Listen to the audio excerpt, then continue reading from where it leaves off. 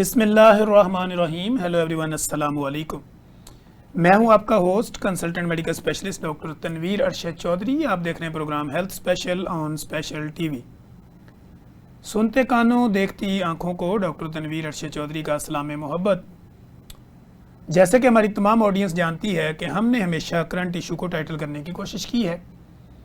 आज का जो हमारा टॉपिक होगा, इसमें हेल्थ स्पेशल प्रोग्राम के अंदर आज हम बात करेंगे कि pain management through physical therapy.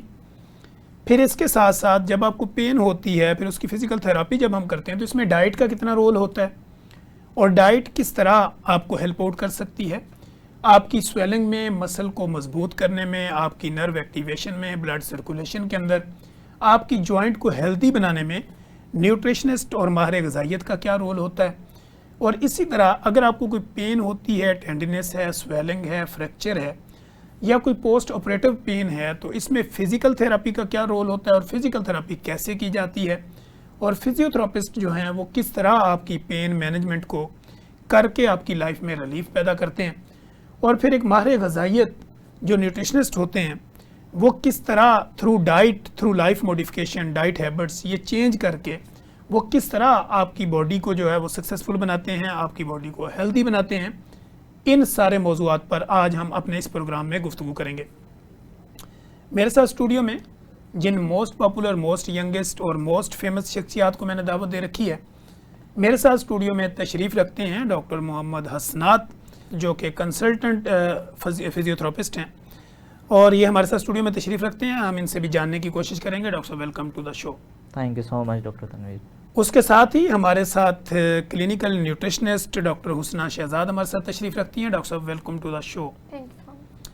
अच्छा, फ़र्स्ट ऑफ़ ऑल नाज़रीन, हम देखेंगे कि हमारे साथ चूँकि फिजियोथेरापिस्ट भी मौजूद हैं और क्लिनिकल न्यूट्रिशनिस्ट भी मौजूद हैं, इनकी मौजूदगी का फ़ायदा उठाते हुए हम कोशिश करेंगे कि फ़र्स्ट ऑफ़ ऑल तो ये जानने की कोशिश करें कि इन लोगों की जो फील्ड होती है उसमें जब ये लोग आते हैं तो इनको क्या हर्डल्स आती हैं, क्या मुश्किलात होती हैं, इनकी पर्सनल लाइफ कैसे गुजरती है और बीइंग अ प्रोफेशनल जो है वो ये किस तरह अपनी ज़िंदगी में कितना टाइम किस तरह उसको मैनेज करते हैं। अच्छा, फ़र्स्ट ऑफ़ ऑल तो हम ये जानना चाहेंगे कि हसनात, आप अपने बारे में लोगों को ये बताइए कि आपने ये फील्ड चूज़ क्यों की और इसमें आपको हर्डल्स क्या आई। फर्स्ट ऑफ ऑल तो डॉक्टर तनवीर, मैं आपका थैंक यू कहना चाहूँगा जी, वेलकम। क्योंकि it's a very critical topic जो आप आज डिस्कस कर रहे हैं। कुछ थोड़ा सा अगर पीछे चले जाएं, जब मैंने अपनी डिग्री की सिलेक्शन करनी थी आफ्टर माय इंटरमीडिएट, तो ये बहुत टफ़ था कि मैं किस चीज़ को परसू करूं, कि मैं मेडिसिन्स की तरफ जाऊं या फर्दर किसी और फील्ड के लिए जाऊं।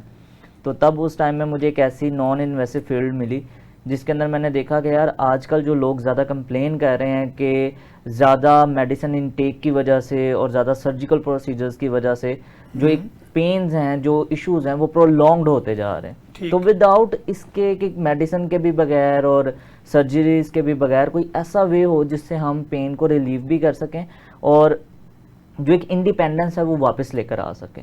तो ऐसी फील्ड को देखते देखते मेरे बाबा ने मुझे फिर रेफ़र किया कि you should go for DPT।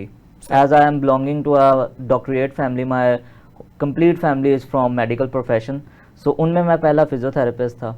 और स्टार्टिंग में तो मुझे ऐसा लगा कि I am just in a medical school, जहाँ पे ऑलमोस्ट सारी चीज़ें वहीं थी जो कि बाकी फील्ड्स लाइक MBBS, BDS वगैरह में कॉमन थी। बट थोड़े से अरसे के बाद ही मुझे एहसास हो गया that this field is the next upcoming generation motivative field, जिसके अंदर इतनी ज़्यादा चीज़ें हैं कि अगर मैं उनके स्कोप्स डिस्क्राइब करना शुरू करूँ तो वो कम टाइम में पॉसिबल नहीं हो पाएगा। लेकिन इसके अंदर एक बड़ा मेरिकलेस काम होता है कि आप सिर्फ अपनी फिज़िकल एक्टिविटीज़ की वजह से और कुछ इलेक्ट्रोथेरेपिकल मोडेलिटीज़ की वजह से आप अपनी कंप्लीट इंडिपेंडेंस दोबारा रिगेन कर सकते हैं। ठीक। और विदाउट किसी सर्जरी, विदाउट किसी medicine, only if on maximum time अगर आप यूज़ करना चाहते हैं तो you can go for topicals. ठीक है। अदरवाइज आप सिर्फ फिजिकल एक्टिविटीज़ और जस्ट कुछ गाइडिंग प्रोसीजर्स के थ्रू जो है वो अपनी पेन को भी मैनेज कर सकते हैं और अपनी मोबिलिटी जो है उसको भी इन्हेंस कर सकते हैं। ठीक। और आप अपनी एक नॉर्मल लाइफ को दोबारा कंटिन्यू कर सकते हैं। अच्छा, DPT के बाद फिर आगे कोई स्पेशलाइजेशन का भी इरादा रखा? डेफिनेटली, जैसे हर एक मेडिकल प्रोफेशनल के लिए नेक्स्ट जो है वो स्पेशलाइजेशंस हैं, इसी तरह से after DPT you can go for MS and MPhil as well.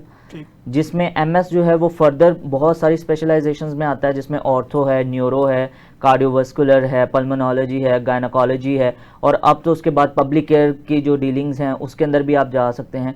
कुछ जो स्टेट्स हैं लाइक यूएसए वगैरह की, वहाँ पर आप डीपीटी के बाद जो एमएस है वो इन इंटरनल मेडिसिन में भी इनरोल कर सकते हैं, लेकिन वहाँ पर चीज़ें ज़रा कॉम्प्लिकेटेड हैं कि हमें कुछ सब्जेक्ट्स जो हैं वो रिवाइज करने पड़ जाते हैं। ठीक है। अदरवाइज जो एक कंप्लीट स्पेशलाइजेशन चल रही है वो एमएस की है, और उसमें फर्दर अभी तक जो फील्ड्स अवेलेबल हैं वो ऑर्थो, न्यूरो, कार्डियोवास्कुलर, गायनी और आई थिंक सो यही अवेलेबल है। जी डॉक्टर हुस्ना शहजाद, आप हुस्ना शहजाद से पहले कंसल्टेंट क्लिनिकल न्यूट्रिशनिस्ट बनने का जो सफ़र है ये आपने कैसे तय किया और इसमें क्या मुश्किलात आई आपको? बेसिकली जो है न्यूट्रिशन फील्ड, जब मैं इंटरमीडिएट पास किया था तो ये फील्ड सेलेक्ट करना थोड़ा सा मुश्किल था, ठीक। बिकॉज इरादा तो मेडिसिन में ही जाने का था, लेकिन क्योंकि देखा गया कि हर चीज़ जो है वो मेडिसिन पे रिलाई कर रही है और मेडिसिन से हट के जो है किसी चीज़ का इलाज किया ही नहीं जा रहा, जबकि मेडिसिन जो है वो प्रोलॉन्ग ऑर्गन्स को डैमेज कर रही है। ठीक। तो इस चीज़ को देखते हुए पे हमने जो है, मेरे पेरेंट्स ने मुझे सजेस्ट किया कि आप मेडिसिन से हट के जो है ना फूड की तरफ जाओ, फूड डॉक्टर बनो, फूड के थ्रू किस तरह से आप ट्रीटमेंट करना है। तो देन मुझे न्यूट्रिशन में थोड़ा सा इंटरेस्ट पैदा हुआ, मैंने न्यूट्रिशन को जो है वो स्टार्ट किया। ठीक। बस इसके अंदर हर्डल्स यही आई हैं कि कोई भी इस पे जो है ना रिलाई नहीं करता, कहते हैं कि नहीं हम लोगों ने जो है ना वो इसके बजाय एमबीबीएस से जाके जो मेडिसिन लिखवाए हैं, बट एज यूजुअल जो मेडिसिन से इलाज होता है वो मैक्सिमम 3 मंथ 6 मंथ्स तक का होता है, वो प्रोलॉन्ग नहीं होता। ठीक। तो वो फिर अपने ऑर्गन्स डैमेज करवा के न्यूट्रिशनिस्ट के पास ही आते हैं। तो बस यही थोड़ी सी हर्डल्स थी। ठीक है। अच्छा हसनात मोहसिन साहब, मैं आपसे ये जानना चाहूँगा कि आज के दौर में हम देखते हैं कि लोगों को पेन की बहुत शिकायत है। अगर हम रूहानी और जिस्मानी दोनों पेन की शिकायत करें तो ये तकरीबन सेम है। जिस्म में दर्द की वजूहात क्या होती हैं और फिजियोथेरेपी में उस दर्द को रिलीफ करने का बेहतरीन तरीका क्या है? बिल्कुल, आपकी जो चीज़ है वो आजकल के सोशल सर्कल में बहुत ज़्यादा सर्कुलेट कर रही है। बेसिकली अगर मैं रीज़न की बात करूं कि आजकल ये ज़्यादातर पेन्स जो हैं ये क्यों एग्रीवेट हो रही हैं हमारी बॉडी में, तो इसकी एक बेसिक रीज़न है हमारी डेली लाइफस्टाइल। ठीक है। हम लोग अगर बीइंग अ मुस्लिम देखें तो हम लोगों को दिन में 5 दफ़ा नमाज़ पढ़ने के लिए जो है वो ताकीद की गई है, जो हम पे फ़र्ज़ की गई हैं। उसका एक अगर आप फिजियोलॉजिकल मोटिव देखें कि भाई ऐसा क्यों किया गया है, तो उसमें एक जो साइंस बोलती है वो ये कि भाई आप 5 डेज़ at टाइम एक्सरसाइज कर रहे होते हैं, कंप्लीट एक्सरसाइज कर रहे होते हैं। अब हमारी आजकल की जो डेली लाइफ है उसमें हमारी जो फिज़िकल एक्टिविटीज़ हैं वो बिल्कुल मिनिमम होकर रह गई हैं। ट्रैवल से लेकर आप कहीं पे काम कर रहे हैं, ऑफिस वर्किंग हो रही है, कुछ भी है, तो वो ज़्यादातर जो है वो लेस एक्टिविटी पे जो है वो डिपेंड कर रहा होता है, जिसमें आपकी जो फिजिकल मोबिलिटी है वो बहुत कम हो जाती है। इसकी वजह से आपके जो बॉडी है वो एक पूरा, क्योंकि एक ऑर्गन सिस्टम है जो कि एक सिस्टम दूसरे के साथ कनेक्ट है, इंटर नेटवर्क है, तो ये होता है कि एक नेटवर्क जो है वो प्रॉपरली एक्टिवेट नहीं हो पाता तो वो नेक्स्ट को फैसिलिटेट नहीं कर पाता। उसकी वजह से हमारी बॉडी के अंदर ही बाज़-औक़ात अंडरलाइंग कंडीशंस आ रही होती हैं, और बाज़-औक़ात ये होता है कि हमारे जो मसल्स हैं वो वर्क करने की जो कैपेसिटीज़ हैं या एबिलिटीज़ हैं वो गिव अवे कर देते हैं, जिसकी वजह से हमें अनसर्टन पेन्स फील होती हैं, लेथार्जी फील होती है। बाज़-औक़ात ऐसा होता है कि यार हम कहते हैं कि हम अच्छा खा रहे हैं, अच्छे घर में रह रहे हैं, फिर भी कभी ना कभी हमें एक अनसर्टन पेन्स आनी शुरू हो जाती हैं। और अगर इसके बाद एक मेजर इशू की तरफ जाएँ तो वो है आजकल डिप्रेशन। ठीक है। अब ये डिप्रेशन जो है लोग समझते हैं कि सिर्फ एक टाइप का होता है, but depression effects whole body in different type and different aspects. तो उसकी वजह से भी आपको सर्टन पेन्स जो हैं वो बहुत कॉमनली देखने में मिल जाती हैं। मेरी जो रिसर्च थी वो थी रीजनल पेन सिंड्रोम के ऊपर और बर्नआउट सिंड्रोम के ऊपर। बेसिकली ये वो 2 सिंड्रोम्स हैं जिनकी अवेयरनेस पाकिस्तान में बहुत कम लोगों को है। लेकिन मैंने जो रिसर्च की है इसमें मैंने ऑलमोस्ट जो पॉपुलेशन साइज लिया था वो अराउंड 800 पर्सन्स का लिया था, जिसमें से 630% ऐसे थे जो इफेक्टेड थे but they didn't know about this syndrome. ठीक है। इसका सिर्फ डायरेक्ट ताल्लुक जो था वो उनकी डेली लाइफस्टाइल पे था, जिसमें उनकी एक्टिविटीज़ नहीं थी, no interest, no physical game, nothing any kind of hard exercise जिसमें आपकी फुल बॉडी जो है वो एक्टिवेट हो। ठीक है। और वो लोग बैठे बैठे कह रहे थे, कंप्लेन कर रहे थे कि सर हम बिल्कुल ठीक हैं, एक दिन बाद हमें पेन स्टार्ट होती है, एक दिन बाद वो बिल्कुल ख़त्म हो जाती है, हम एक आधी मेडिसिन लें, 1-2 हफ्ता ठीक रहते हैं, उसके बाद फिर सर्टन पेन्स। और जब हम उनके कोई कह ले के एवेल्यूएशन टेस्ट करवाते हैं, एक्सरे MRIs करवाते हैं, एवरीथिंग गोज़ नॉर्मल, बट कुछ अरसे के बाद वहाँ पे अंडरलाइंग कंडीशंस जो हैं जिसमें डीजनरेटिव चेंजेस आ जाते हैं, डिस्लिप्स आ जाती हैं, ओबेसिटी आ जाती है, मल्टीपल कंडीशंस आ जाती हैं, वो ओरिजिनेट करना शुरू कर देती हैं। ठीक तो वो कहते हैं कि हमें ऐसा क्यों हुआ। ठीक अब उन्हें पता नहीं चलता कि वो जो आराम परस्ती की ज़िंदगी गुजार रहे हैं, ये बेसिक रीज़न है उनकी इस अंडरलाइंग कंडीशन को एग्रीवेट करने का। ठीक है। तो इसके लिए लाजमी यही है कि आई थिंक सो कि सारे जो हैं वो एक प्रॉपर फिजिकल एक्टिविटी प्लान को फॉलो करें, अपनी एक्टिविटीज़ को जो है वो फिज़िकल में थोड़ा सा कन्वर्ट करें कि कोई ना कोई एक गेम या जिम या फिर आप फिज़िकल स्पोर्ट्स वगैरह समथिंग लाइक दैट आप वीक में एक दफ़ा कर लें। अगर आप एक दफ़ा वीक में जिम जा रहे हैं तो उसका जो इंड्योरेंस और स्ट्रेंथ ट्रेनिंग है वो ऑलमोस्ट फुल वीक को कवर कर लेती है। ठीक है। लाजमी नहीं कि आप डेली डेली जाएं, अगर आप सिर्फ फिट रहना चाह रहे हैं तो आप वीक में एक या दो दफ़ा भी अगर जिम जा रहे हैं तो it's enough for your body, ठीक है। For getting yourself healthy. ठीक है। अच्छा हुस्ना शहजाद, हम ये जानना चाहेंगे कि बेसिकली अगर आपकी बॉडी में कोई स्वेलिंग है, टेंडनेस है, जोड़ों के अंदर है या मसल्स में है, तो न्यूट्रिशन के थ्रू हम उस स्वेलिंग को कैसे रिड्यूस कर सकते हैं? बेसिकली बॉडी का जो भी है सिस्टम वो सारा फूड के थ्रू ही आपका मैनेज होता है, आपके जीआई ट्रैक के थ्रू ही सारा मैनेज होता है। ठीक। तो आजकल की जैसे कि डाइट्स इस तरह की हैं कि सारा जंक इंक्लूड है उस डाइट के अंदर, और अगर हेल्दी डाइट ले भी रहे हैं तो उसमें कौन से फैट्स यूज़ हो रहे हैं वो भी अननोन है। तो इस वजह से जो है आपके आहिस्ता आहिस्ता से इन्फ्लेमेशन बॉडी में इंक्रीज़ हो रही है, और फिज़िकल एक्टिविटी जैसे कि डॉक्टर ने बताया कि फ़िज़िकल एक्टिविटी बहुत कम होगी और डाइट बहुत ज़्यादा ख़राब होती जा रही है, तो उसकी वजह से जो है ना वो इन्फ्लेमेटरी रिस्पॉन्सेज आते हैं बॉडी के अंदर। जैसे जैसे इन्फ्लेमेशन बढ़ती जाती है वैसे वैसे स्वेलिंग और पेन बॉडी के अंदर आती है। ठीक। तो इस चीज़ को हम कोप कर सकते हैं बाय फूड, मेडिसिन से भी कर सकते हैं, लेकिन मेडिसिन से एज सच हम थोड़ी देर के लिए इलाज कर सकते हैं, लेकिन अगर आप फूड अपनी डाइट को बेहतर कर लेते हैं तो आप इस चीज़ से छुटकारा हासिल कर सकते हैं। ठीक है।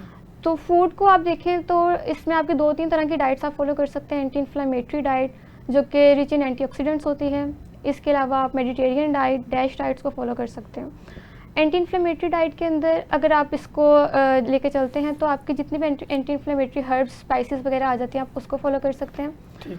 जिसके अंदर आपके आ जाते हैं गार्लिक, टर्मेरिक, जो कहते हैं ना जब आपकी हड्डियों में दर्द है तो आप हल्दी वाला दूध पिएं, ये पुरानी बातें, लेकिन बाकी में टर्मेरिक के अंदर एंटीऑक्सीडेंट्स होते हैं, प्रेजेंट हैं।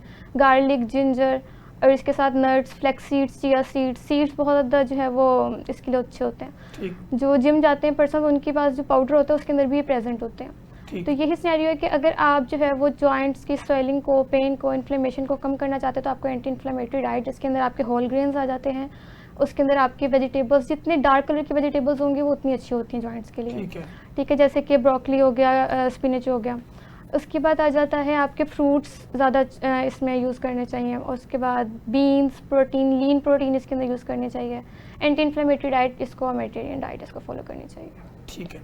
अच्छा वो लोग जो बॉडी बिल्डिंग करते हैं, रनिंग करते हैं, वॉक करते हैं, जिम करते हैं, वो कोई ऐसा सप्लीमेंट, प्रोटीन सप्लीमेंट अगर लेना चाहते हैं तो वो अगर घर में थ्रू वेजिटेबल और थ्रू एनिमल फैट लेना चाहें तो वो किस तरह ले सकते हैं? जो प्रोटीन पाउडर्स वो यूज़ करते हैं उससे ज़्यादा अच्छे मैं रिकमेंड यही करूँगी कि आप घर में अपने प्रोटीन शेक्स बनाएं। ठीक है, इसके लिए आप घर में मल्टीपल जो आपके प्रोटीन के सोर्सेज हैं उनको कंबाइन करके बना सकते हैं। आप ब्रोथ्स ले सकते हैं, आप जूसेस बना सकते हैं वेजिटेबल और फ्रूट को मिक्स करके। इसके अलावा आप जो है अपने जो ब्रेकफास्ट है या प्री ब्रेकफास्ट है उसके अंदर जो है वो वेजिटेबल्स और फ्रूट्स का मिक्सचर ले सकते हैं। ठीक। तो इसका इस्तेमाल कब तक किया जा सकता है, इसकी ड्यूरेशन क्या होती है, ये लॉन्ग टर्म लिया जा सकता है? अच्छा, बेसिकली जो फूड है, फूड को हम ड्यूरेशन पे इतना ज़्यादा नहीं करते, क्योंकि फूड अगर हम प्रोलॉन्ग भी यूज़ कर रहे हैं ना तो उसका साइड इफेक्ट नहीं है। हाँ, मेडिसिन अगर हम प्रोलॉन्ग यूज़ करें तो उसके साइड इफेक्ट्स हैं। अगर आप कोई ड्रिंक ले रहे हो, अगर आपकी बॉडी के लिए वो न्यू ड्रिंक है तो फिर आप इस तरह से करो कि 2 डेज़ छोड़ के या 1 डे छोड़ के जो है उसको यूज़ करो। लेकिन अगर आप जो है वो उसकी बॉडी, फॉर एग्जाम्पल आप एग है आपकी ड्रिंक के अंदर, तो एग अगर आप पहले से भी कंज्यूम करें तो आपकी बॉडी को कितना इफेक्ट नहीं आएगा। लेकिन अगर आप एग पहले कभी यूज़ नहीं किया लेकिन अभी आपको है कि अब मैंने एग यूज़ करना शुरू करना है, तो फिर आप 2-2 दिन छोड़ के उसको स्टार्ट करो। लाइक अभी आप वीक में 3 डेज़, फिर नेक्स्ट वीक में 4 डेज़, फिर नेक्स्ट वीक 5 डेज़, ऐसे इसको आदत बना लो। फूड को जितनी आहिस्ता से आप आदत बनाओगे ना वो उतने अच्छे से आपको इफेक्ट देगी। ठीक है। अच्छा डॉक्टर हसनात मोहसिन, अगर कोई बंदा स्लीप पूरी नहीं लेता, सोता नहीं है प्रॉपर, तो फिज़िकल थेरेपी में ये समझा जाता है कि इसकी बॉडी में नेचुरल पेन जो है वो निकलता रहेगा? डेफिनेटली एक स्लीप वेक साइकिल है आपकी बॉडी का, अगर आप उसको कंप्लीट नहीं कर रहे तो आपकी बॉडी के अंदर एक लेथार्जिक कंडीशन आना शुरू हो जाएगी जिसमें बंदा इरिटेट होगा, एंजाइटी और डिप्रेशन उसके लिए ज़्यादा जो है वो सस्पेक्टेबल हो जाएंगी, और इसी के साथ साथ वो ज़्यादातर अपनी एक्टिविटीज़ में प्रॉपरली जो है वो पार्टिसिपेट नहीं कर पाएगा। तो ये सारी चीज़ें होने की वजह से कहीं ना कहीं पे वो फील करेगा कि मुझे आज पेन हो रही है, या वो फोकस्ड हो जाएगा कि यार मुझे ऐसा लग रहा है कि मेरी कमर में पेन है। अब आप अचानक से बैठे हुए हैं, लेकिन एक सडन आपके पास एक ओवर थिंकिंग आई है कि यार मुझे ऐसा लग रहा है कि मेरी कमर में कोई चीज़ चुभ रही है, ठीक है, और आप उसे सोचते जा रहे हैं, हालांकि वो बिल्कुल नॉर्मल है, कोई भी चीज़ नहीं है। आप उसे थोड़ी देर तक ओवर थिंक करते रहोगे तो एक टाइम आएगा कि वो आपको शार्प पेन्स जो हैं वो देना शुरू कर देंगे। ठीक। इसी तरह से आपकी जो स्लीप है, जैसे ही आप एक स्लीप एक साइकिल कंप्लीट करते हैं, your body is rebooting yourself, ठीक है। एक नया इंसान हर दिन में जैसे ही वो नींद पूरी करके उठता है तो उसका एक नया कह ले के अवतार आता है उसके सामने, तो वो रेडी होता है कि वो अपनी सारी एक्टिविटीज़ को प्रॉपरली परफॉर्म कर सके। लेकिन क्योंकि उसकी स्लीप पूरी नहीं होती, उसका जो ब्रेन है, जो नर्व्स हैं, न्यूरॉन्स हैं, वो प्रॉपरली जो है वो रेस्ट करके दोबारा वर्किंग में नहीं आ रहे होते, वो थक जाते हैं। ठीक है। और एक टाइम आता है कि जिसकी वजह से उसकी कंडक्शन स्लो होना शुरू हो जाती हैं। और इन स्फेयर केसेस तो सम टाइम ऐसा भी होता है कि अगर आप बहुत ज़्यादा, क्योंकि एक नॉर्मल जो बुक्स के अंदर राइटिंग है कि अगर 14 दिन एक बंदा प्रॉपर स्लीप नहीं ले रहा, यानी कि वो सो नहीं रहा, तो 15 डेज तक उसकी डेथ हो जाती है। ठीक है जी। नाजरीन, आपने देखा कि डॉक्टर हसनात मोहसिन हमारे साथ मौजूद हैं, डॉक्टर हुस्ना शहजाद हमारे साथ मौजूद हैं, और मज़े की गुफ्तगू जारी है। बेस्ड ऑन साइंस गुफ्तगू करके हम आप लोगों की ज़िंदगी में आसानियाँ पैदा करने की कोशिश कर रहे हैं। कहीं मत जाइएगा, हमारे साथ रहिएगा। यहीं पे वक्त हुआ एक ब्रेक का, और ब्रेक के बाद हम अपनी गुफ्तगू को जारी रखेंगे। वेलकम बैक नाजरीन। जैसे कि आप देख रहे हैं कि हेल्थ स्पेशल प्रोग्राम के अंदर आज हम बात कर रहे हैं कि आपकी बॉडी पेन को किस तरह मैनेज किया जा सकता है without medication, through physical therapy. फिर इसके बाद हम ये देखते हैं कि आपकी बॉडी में जब पेन होता है, या मसल्स में या जॉइंट्स के अंदर, या आपको फाइब्रोमियल्जिया है, एंजाइटी है, माइग्रेन है, डिप्रेशन है, जॉइंट पेन है, तो इसमें फूड का कितना रोल होता है, खुराक से किस तरह आप अपने आप को बेहतर कर सकते हैं। इन सारे मौज़ूआत पर हम अपनी गुफ्तगू जारी रखे हुए हैं। अच्छा डॉक्टर साहब, मैं ये आपसे जानना चाहूँगा कि आजकल हम देख रहे हैं स्ट्रेस की वजह से प्रोफेशनल वोमेन होगी, या जितने भी ऐसे वर्कर्स हैं जो बैंकर हैं, उनको ना नी जॉइंट पेन का अक्सर इशू रहता है। वो कहते हैं कि सर हमसे उठा नहीं जाता, बैठा नहीं जाता, आवाज़ें आती हैं। तो क्या ये वजह है कि आज के दौर के अंदर नी जो जॉइंट पेन है वो ज़्यादा है, और फिज़िकल थेरापी में इसको रिवर्स कैसे किया जा सकता है? देखें, ये एक बड़ा सिंपल सा फिनोमिनन है कि अगर आप वर्क प्लेस के ऊपर कंटिन्यूसली जो है वो बैठे रह रहे हैं, तो इसकी वजह से आपके हैमस्ट्रिंग और क्वाड्स जो हैं, मसल्स जो हैं बेसिकली, जिनको आप थाई के मसल्स बोलते हैं, ये आपके वर्क नहीं कर पाते। ठीक। जिसकी वजह से इनमें वीकनेस आना शुरू हो जाती है, और फिर एकदम जब आप खड़े होने की कोशिश करते हैं ना, तो यू फील लाइक कि हमें पेन हो रही है। समटाइम ब्लड सर्कुलेशन का भी पेरिफेरल, डेफिनेटली वहाँ पे नर्व्स भी कंप्रेशन में जा रही है, आपके पास शैटिका आ जाता है, उसके बाद पिरिफॉर्मर सिंड्रोम आ जाते हैं। वो मल्टीपल कंडीशंस इसी वजह से एग्रीवेट होती है कि आप प्रोलॉन्ग्ड सिटिंग पोजीशन में रहते हैं, या एक ही तरह से एक ही जगह के ऊपर प्रेशर जो है वो अप्लाई कर रहे होते हैं। अब इसका एक सिंपल सा वे है कि अगर आप इस तरह की किसी भी कॉम्प्लिकेशन को इन योर फ्यूचर जो है वो चाह रहे कि ओवरकम कर लें, हम इस सिचुएशन से ना गुजरें, तो आप अपनी एक छोटी सी हैबिट बस रखें। आप ऑफिस में बैठे हैं, 2 घंटे कंटिन्यूस वर्क किया, उसके बाद 10 से 15 मिनट के लिए वॉक करें। ठीक है। उठ के चक्कर लगा लें।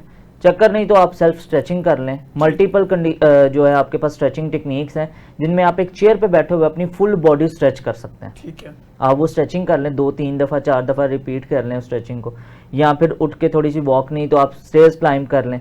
ठीक है, चहलकदमी हो जाए। ठीक है, उसके बाद फिर आकर आप अपना दोबारा काम जो है वो स्टार्ट कर लें। हर 2 घंटे के बाद अगर आप 15 मिनट का ऐसा एक नैप ले रहे हैं, तो देयर आर 80% चांसेस कि आप इन फ्यूचर नी पेन जैसी किसी भी प्रॉब्लम से जो है वो इफेक्टेड नहीं होंगे, अगर आप ये चीज़ करते हैं। और अगर आप चाहते हैं कि नहीं सर हम हो चुका है हमें, और अब हम इस चीज़ को यानी कि इनिशियल स्टेजेस है कॉप करना चाह रहे हैं, तो हम क्या करें, तो डेफिनेटली आप एक्सरसाइज करें। सुबह मॉर्निंग की वॉक लें, 30 मिनट्स की 35 मिनट्स की वॉक ले लें।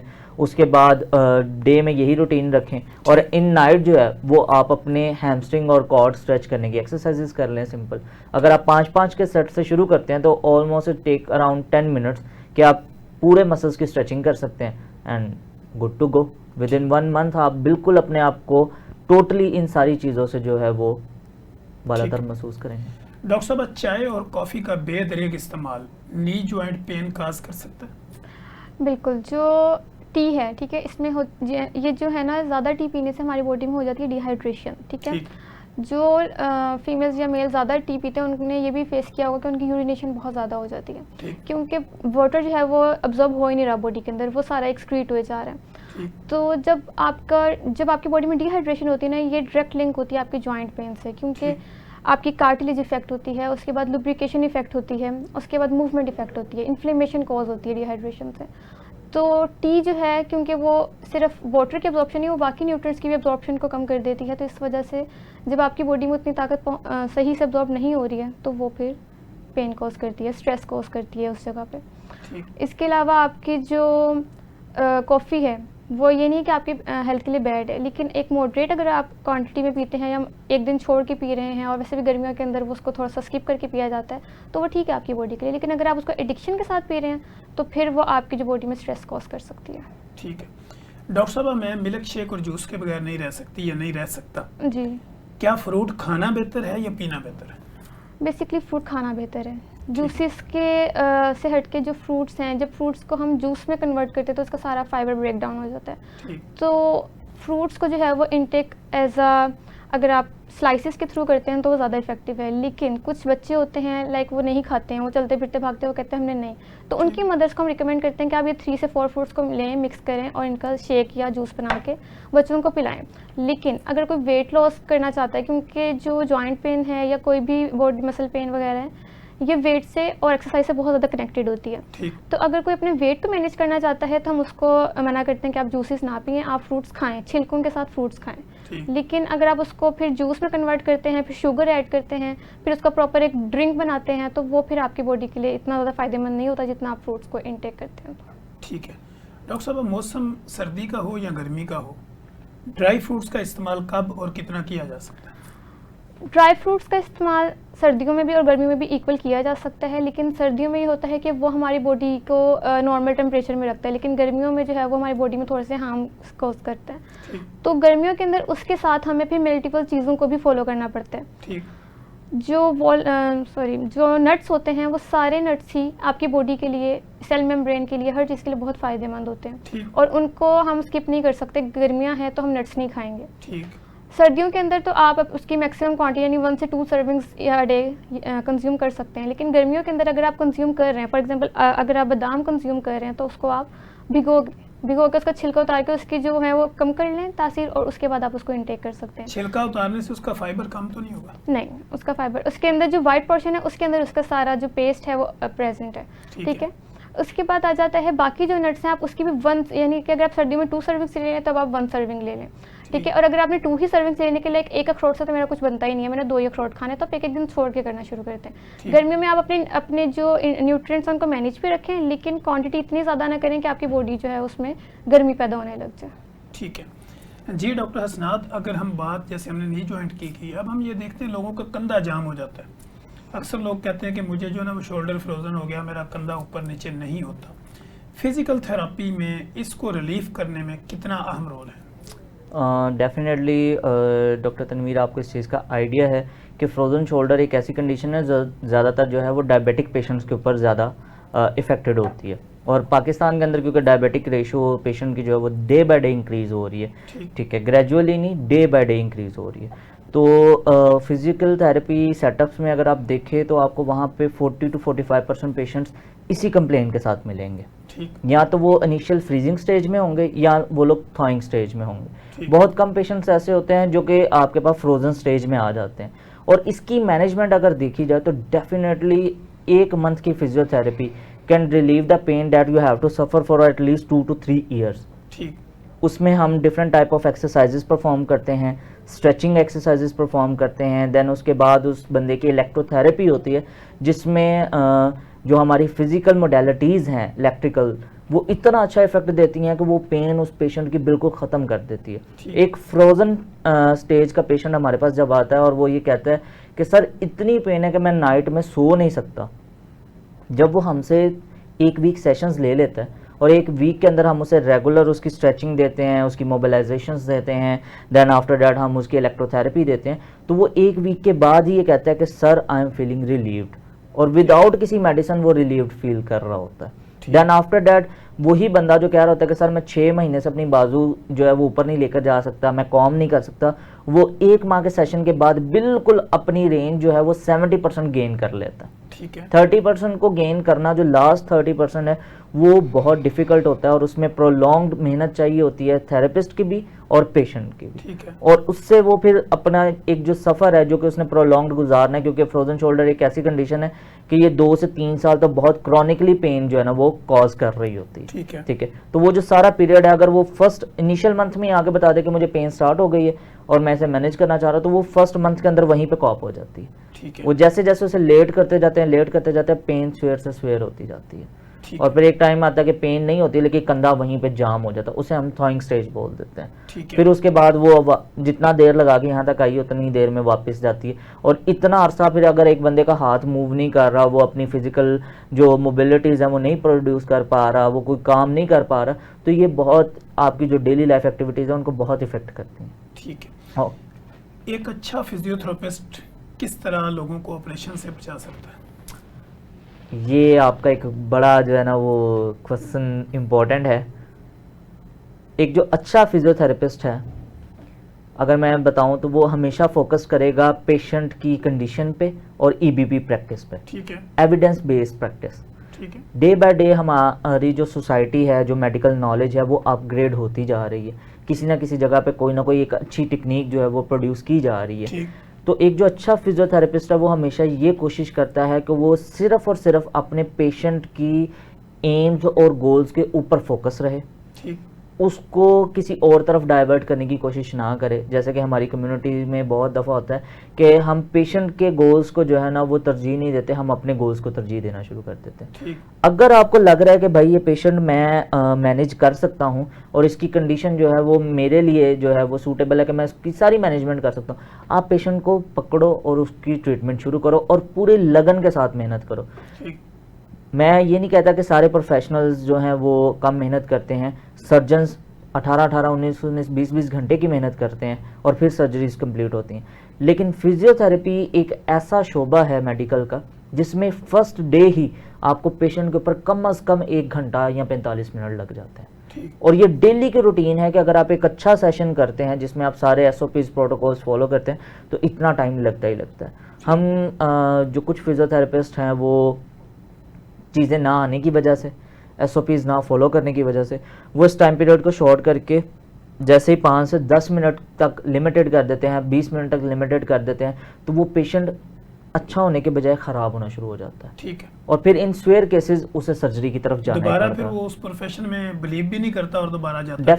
डेफिनेटली ठीक। ठीक है, क्योंकि हमारे पाकिस्तान में आपको पता है कि एम्प्लॉयमेंट रेशो वैसे ही बहुत कम है। कोशिश ये होती है कि मैक्सिमम जितनी चीज़ें कवर कर सकते हैं वो करें, लेकिन ये गलत है। ठीक है, एसओपी सेट हैं एक फिजियोथेरेपिस्ट पर डे में, क्योंकि इसमें ना 2 चीज़ें आती हैं।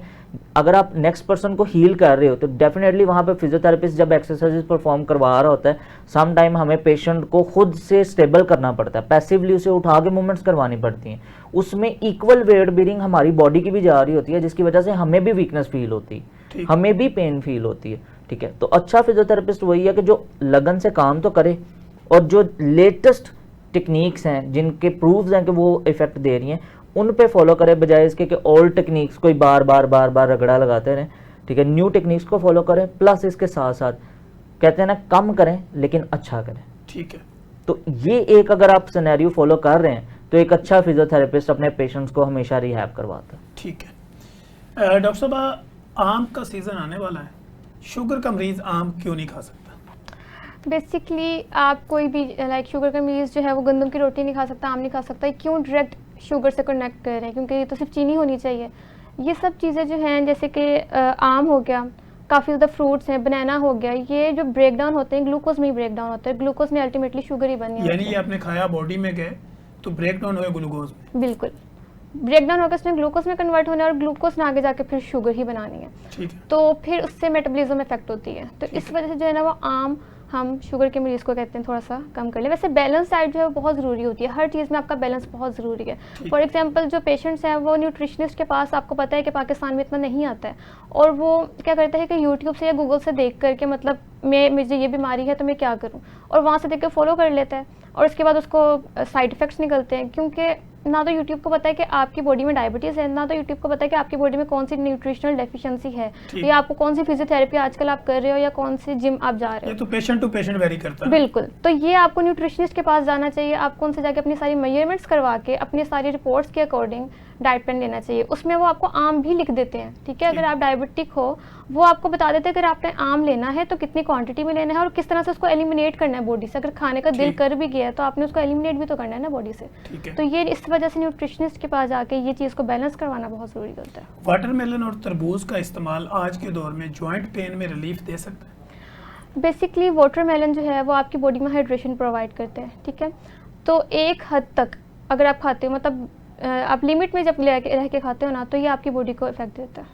ठीक है, यानी उसमें स्वेलिंग और जो आपको पेन है उसमें कुछ रिलीफ मिलता है। बिल्कुल। वेट रिडक्शन में भी तरबूज यानी वाटरमेलन का कोई किरदार है? जी, जब आपकी बॉडी के अंदर जो भी फ्रूट्स है ना, आपकी बॉडी के अंदर जो है वो बहुत ज़्यादा सिग्निफिकेंस जो है परफॉर्म कर रहे हैं। जो वाटरमेलन है वो आपकी बॉडी में हाइड्रेशन भी प्रोवाइड करते हैं, इसके अलावा मल्टीपल न्यूट्रिएंट्स जो है वो प्रोवाइड करता है। जब न्यूट्रिएंट्स आपकी बॉडी को मिलता है तो ये नहीं कि आपका वेट लॉस हो रहा है या जॉइंट्स में आपकी स्वेलिंग खत्म हो रही है।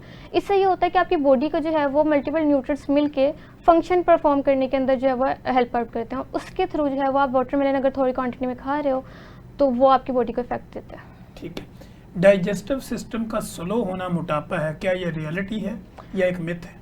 नहीं, डाइजेस्टिव सिस्टम अगर आपका स्लो है तो सिर्फ मोटापा नहीं है, बहुत बीमारी हैं। अगर आपका डाइजेस्टिव सिस्टम ही स्लो वर्क कर रहा है तो आपको मोटापा फ्यूचर में निकल सकता है, आपको काफ़ी बीमारियां फ्यूचर में निकल सकती हैं, क्योंकि आपका डाइजेस्टिव ट्रैक्ट अगर आपका ठीक है तो आपके जो न्यूट्रिएंट्स हैं वो ब्लड में अब्जॉर्ब सही से हो जाएंगे और वो जो वेस्ट है वो एलिमिनेट हो जाएगा। लेकिन अगर आपका वो नहीं ठीक तो आपका सारा का सारा खाना या तो एलिमिनेट हो जाएगा एब्जॉर्ब हुए बगैर, या सारा का सारा एब्जॉर्ब हो जाएगा।